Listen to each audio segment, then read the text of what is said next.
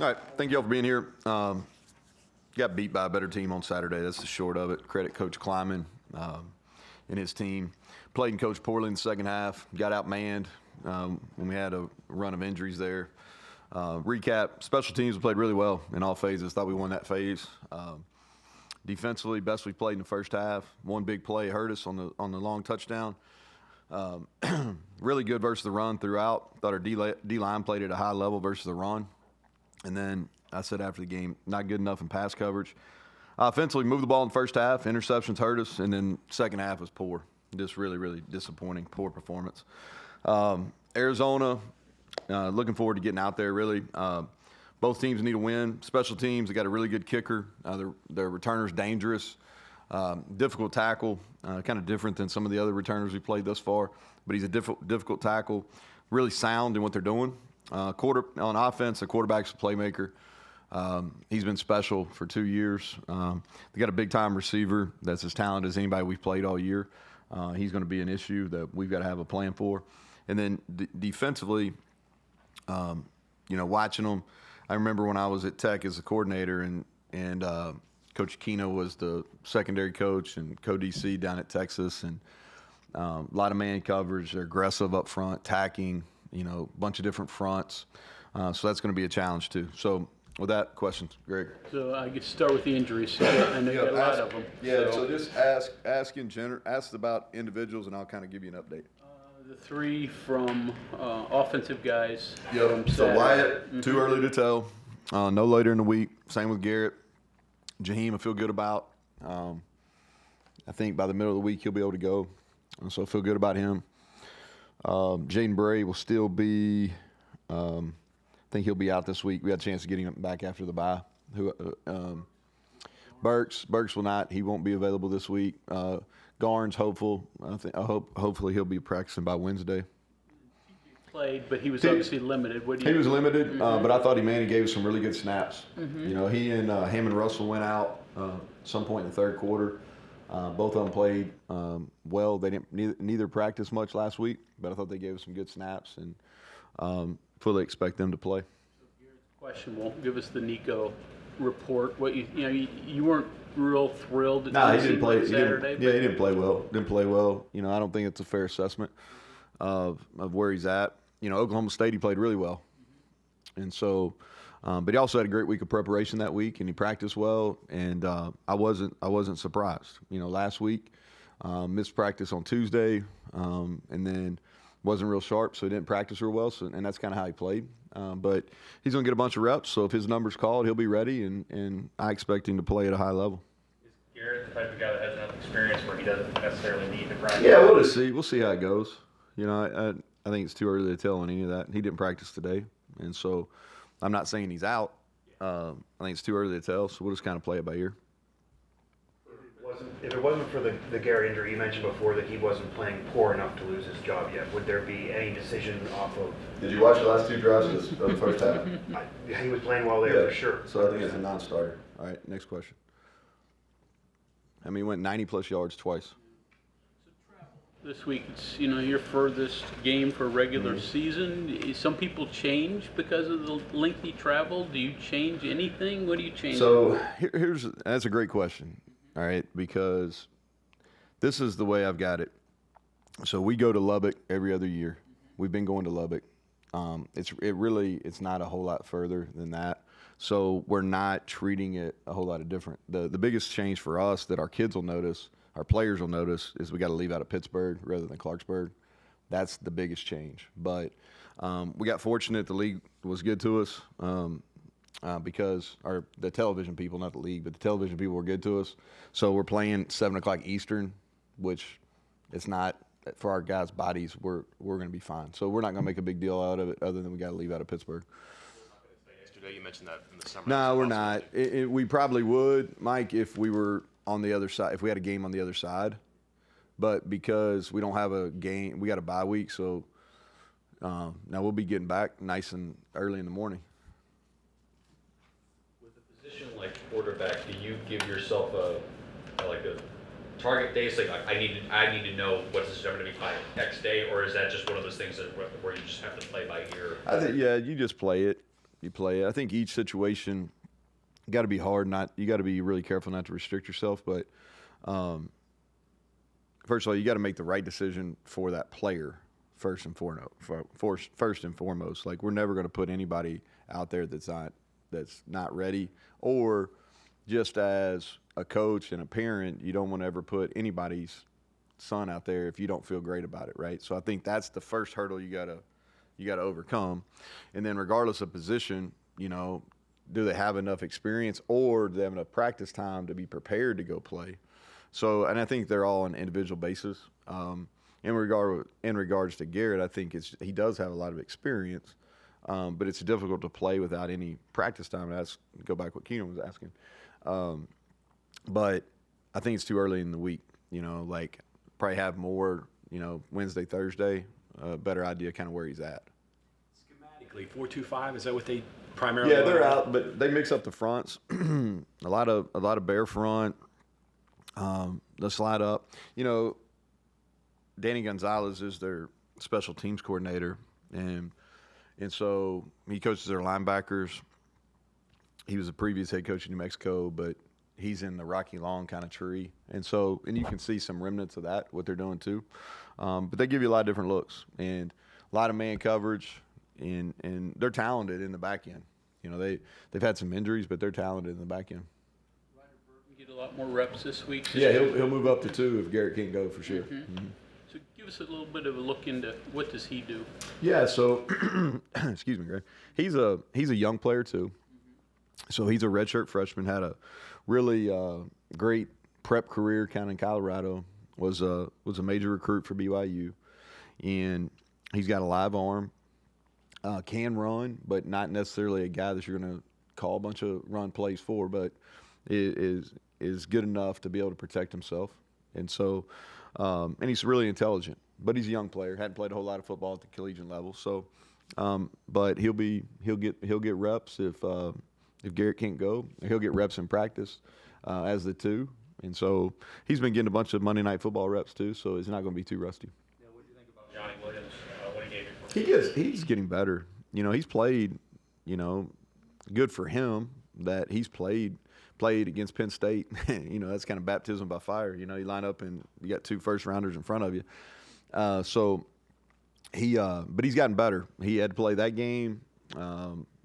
Where else he played? I mean, obviously played against Albany, but he played in another game, maybe the Kansas game, a series or 2, when Wyatt went out. So he's played now in 3 or 4 games, and he's getting better. He's getting better. Like he's still got to get stronger, but if he's called upon to start, I think he will function at a high level. Yes, sir, Mike. You're good. Do you have any extra conversations or do anything different? Because if Nico is the starter, kind of a homecoming game for him. Yeah. You mentioned before treating players a little differently. Yeah, it's different for him. You'd have to ask him where he considers from. You'd have to. I would probably say Colorado, but that's a him question. You know what I mean? Because that's really where he grew up. He touched on it a little bit the other day, and Yeah. he did mention that he feels a little bit of a homecoming. Yeah, and I think that's probably a question for him. He spent most of his time after COVID. He went out there and graduated, but yeah, I think I think he's going to feel a little extra. Now, this isn't his first start either, so I think that, and it's not going to be his first significant action. And he had a lot of pressure on him in high school, so I don't think that's necessarily going to affect him. But he'll have to do a good job of blocking out some of the noise if he's the guy on Saturday for sure. Lost 2 in a row at home.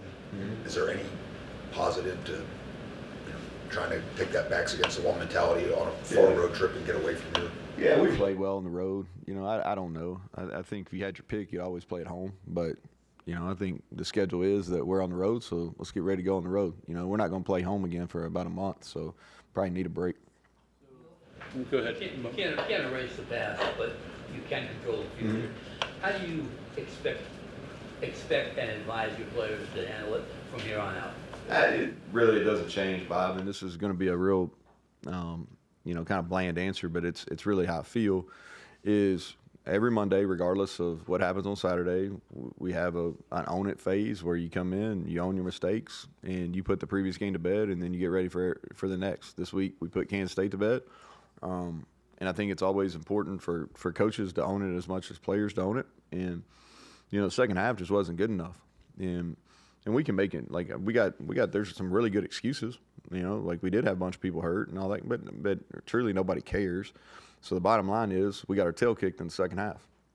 That's what it was. It was right there, and there was 2 major plays in the game while it was still a game.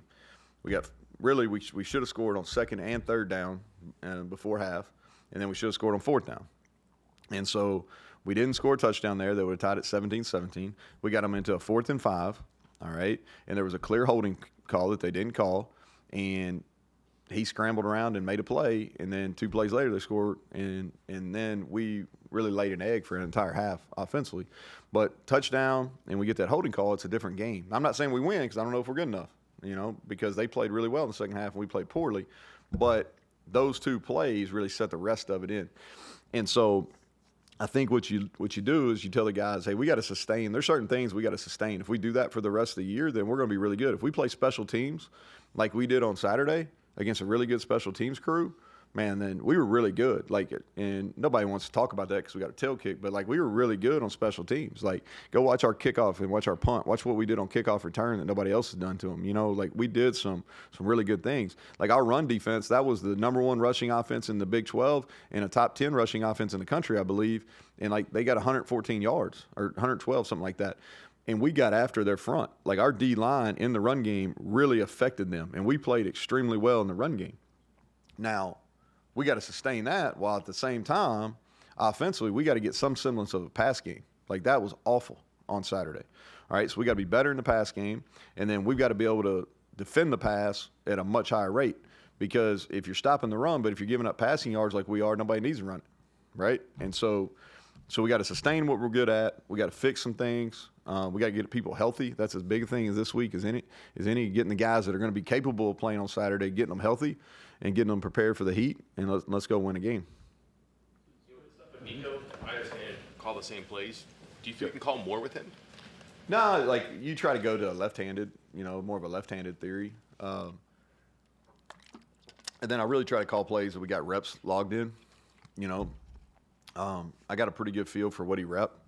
And, what we do with the guys, last week, he didn't practice on Tuesday, I said, but, on Wednesday and Thursday, we keep him out with it was him last week. It could be Ryder this week.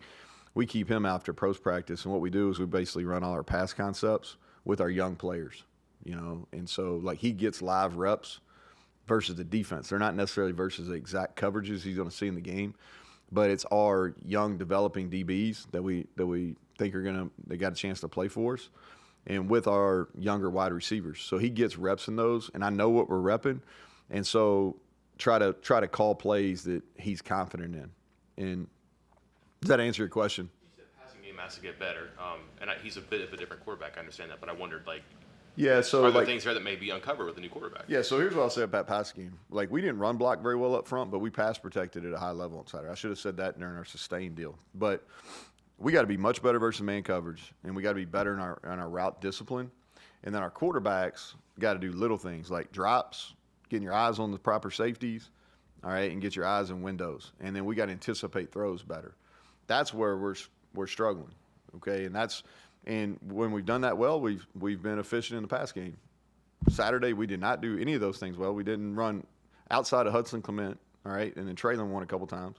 But for the most part, our wide receivers and tight ends didn't run very, very good man-principled routes. We didn't anticipate throws at quarterback. We didn't take the proper footwork some, and then we didn't get our eyes in the right spots. And so now the good thing is all those things are correctable, but we didn't do that on Saturday, and we got to be way better moving forward. Arizona and everybody else after the bye.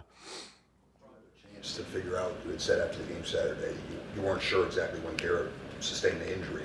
I'm not sure either. Maybe cumulative. I don't know. He took some hits in that game. Some that he probably shouldn't have, but some he took just because that's the way he plays. But I don't know if it was just on one play. I think it might have been cumulative. That's probably more of a medical question. I'm probably not fit to answer. Problematic without Wyatt. What's first of all, he's a great player. He is a great player, and he's playing at a super high level. So, will we miss him? Yes. Yes. Are we better when he plays? Absolutely. But we'll have a good plan, and I think Johnny's ready. And so I don't think we'll be any different, but we will miss him. I think you said 4 head injuries at least in the game. I didn't say head, you did. What's that? But I said body. Anyhow, anything in common with them and I've never had that reason vibe. why- I've never had it. No, I don't. They're all different, and two of them really, I think, occurred on kind of freak plays. Really. What were you? I didn't mean to cut you off. What were you going to ask? I was going to say is, is it helmet related? Is it technique related? Is it something that you can? No, so a lot of these happen on deals you don't see. A lot of them happen by the ground. Like 2 of the 4 we had were by the ground, and so just kind of freak stuff. I mean, really, it's just it wasn't headgear related. It wasn't poor technique related. Just kind of things that happen within a game, really. You mentioned in the post-game the different ways that you and the coaches have tried to address underneath pass coverage and dropping and everything. When you get to this point, when you try to zone under, man, all those different things, do you go back to basics a little bit? Do you try to simplify? Well, we tried all that. All right, I mean, so let's say that too. We've noticed it's been an issue, and then it was better because we changed up a few things, and then really Kansas State, and credit to them, is we were going to sell out to stop the run, and if they beat us passing the ball, then okay, tip your hat. We were going to understand that.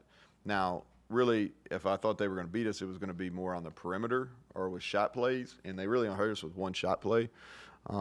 But they basically ran a spacing concept and just kind of dinked and dunked us. And let me credit their guys too. They got vertical after that. And so they had a good plan. They were easy completions for the quarterback, and then their guys did a nice job post catch. But I think so. What we've got to do is we've got to be able to mix some things up, and then we got to go back and have some answers. The personnel is not going to change. Everybody asks. I mean, we are what we are. And so I think we got to continue to evolve and present some different looks where we're not doing the same things all the time. How would you evaluate the overall state of the defense right now? It's been a big question this year. Yeah, I think our pass defense has not been good. But I feel the same, just like I talked about just a second ago. I mean, our run defense was really, really good. Like Fatorma, Mulba, and Nose, that's an NFL center at Kansas State, and he won that battle. Like, he played really well. Sean Martin played one of the better games of his career. Like, we played well up front in our front 6 positions against the run. Like, we played really well. But they threw for 300, and so we got to do a better job up front affecting passers, and then we got to do a better job in coverage. But I think our run defense was really good on Saturday. Did you take time last night at all to watch the Steel game? I had it on in the background, as I was watching Arizona. So I saw the pick Beanie had. I was going to ask you, what is the message to your players, to maybe all college football players? Here's this kid that really didn't start where he was, came here, got a chance, went undrafted, and still is out there picking Aaron. Yeah, that was a great play. Yeah, I kind of had it on, so I heard him. So I'll say this, everybody's path is different. Beanie's path was unique. He was a good high school player. Probably not a great high school player, but and I'm talking about from a recruiting perspective. Now, he was a great high school player, but recruit-wise, he was just a good recruit. He went to Western Kentucky. He had a great career at Western Kentucky. He went to Minnesota, and for whatever reason, that move wasn't great for him. He played, but didn't start all the time. But that move wasn't great, and then he made a really good decision to come here. And so his path is unique. I don't know if anybody else has taken that path and got the same result, right? But I thought he played well enough to be a drafted player last year. And he ran really well at the combine, at the Big 12 deal. I think the thing that hurt him is his height, but he's strong and he's got great instincts. And that's a really hard measurable is instincts. And like the interception he had last night, that was an instinct play, and he's got really good hand-eye coordination too. But that was an instinct play, and he's got great instincts, and he's an ultra competitor. And he's one of these guys that people genuinely like to be around. Like, he comes back here a lot. All right, he comes back here a lot because we got good recovery stuff, and he doesn't pay for food. But he's like, people genuinely like being around him, and he's a great teammate, and he loves football. He doesn't like football, he loves football, and so I was happy for him. I was excited sitting in my office. Like, I needed a good moment, and that was a good moment. All right. You send him a text or anything at all? Nah, I leave those guys alone, man. They know how I feel about them. So I texted Zach after he got hurt, but after that, I kind of leave him alone. But I'm happy for him because he's put a lot of work in to get that moment. Keys to improving on getting off the field on 3rd and 4th downs defensively, because that's really It's those intermediate passes is what's getting us. I think they converted 2 3rd and maybe +7s the other night. I'm going off the top of my head, so if I'm wrong, forgive me. But a lot of those were in the 4 to 6, and we had one where we didn't do the right thing early in the game on their field goal drive. We should have got off on 3rd and 4. We had a corner that didn't do the right thing. But other than that, is they got us in zone, and they made good plays. So credit them. But we've got to, if you look at it, that's been our Achilles heel. Is we've played pretty well on 1st, 2nd down, but that 3rd to 4 to 6 where you should get off the field, at least half the time, and we're not doing that right now.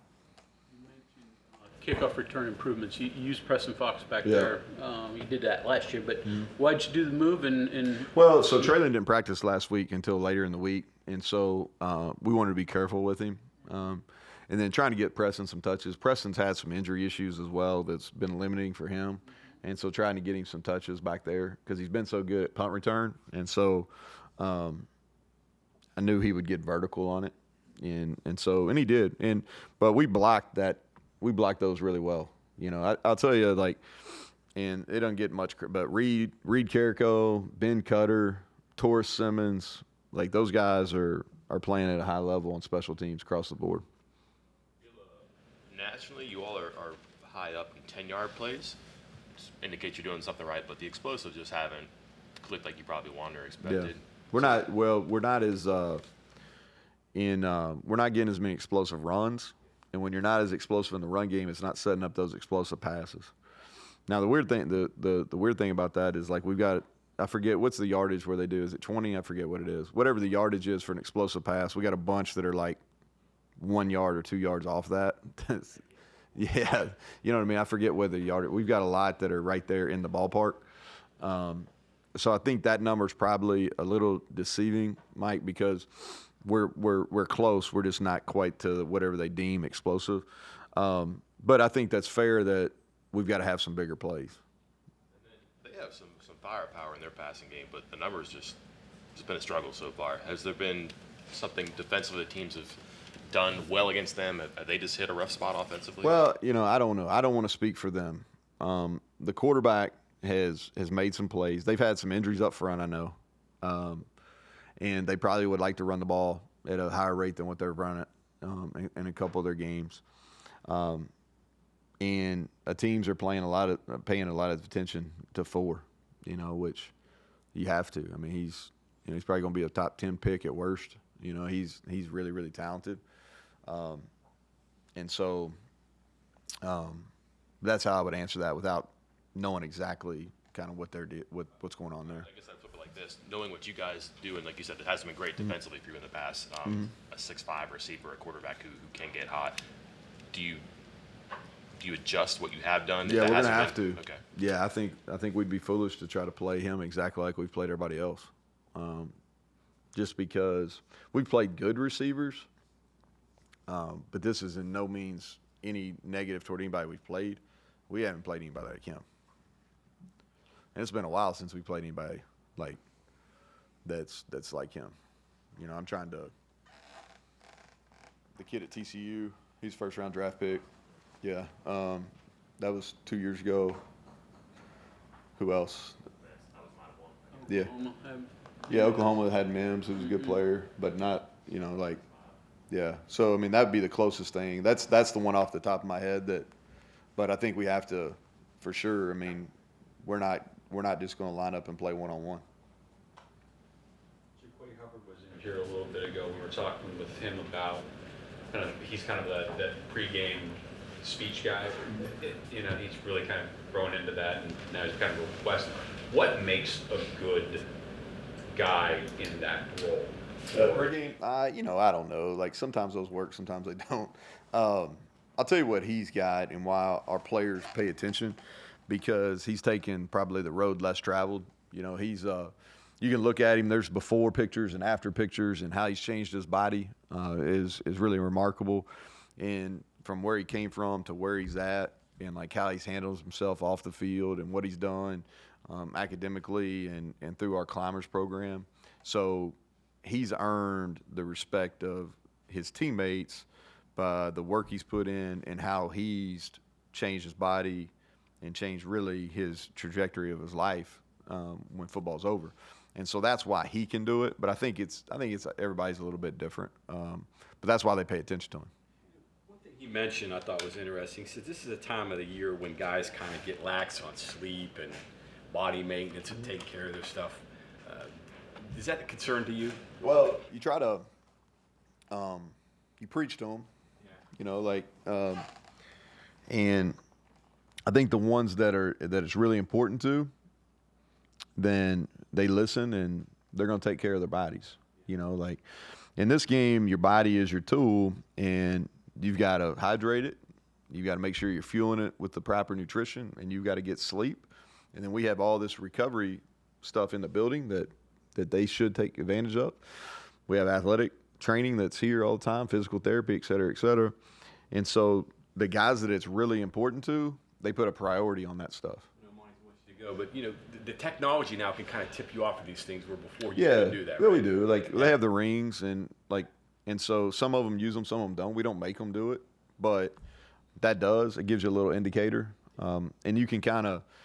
There's some guys that do it and they do it throughout the week, and you see a consistency in their performance level. There's a reason why they perform consistently at a high level. And then you got others that don't do it. Then you got others that kind of try to rally at the end of the week sometimes. And that helps, but over the course of the year, that doesn't. It's kind of like cramming for a test. You'll get it every once in a while, but sometimes it's not going to go your way. And so, yeah, I think the people that's really important to, and what you need is that core group of guys that are going to play for you for it to be important to, and then try to hold hold the fringe guys accountable. And so that's kind of. But the message is we have to, and we better this week because it's going to be in the 90s, you know, which I'm for, man. The hotter the better. But it's going to be in the 90s. We got to prepare our bodies, and it doesn't start on Thursday. It starts today. You talked a lot about the character of the team. Yeah. What exactly, maybe to expand on that further, makes you believe that this team, everyone's still together to turn this around? We got good people. Yeah, we got good people. You know, we've had some adversity here through several years, man, and like our kids won't quit. Our staff's not going to quit. Now, you go back to work and played a really hard schedule, and it is what it is, you know. And bottom line is we got a game this week, and we're going to sell everything out to try to win this game, and then we're going to take a break because everybody needs one. And then we'll come back, and we got 4 games left to finish up. So, all right, guys, appreciate it.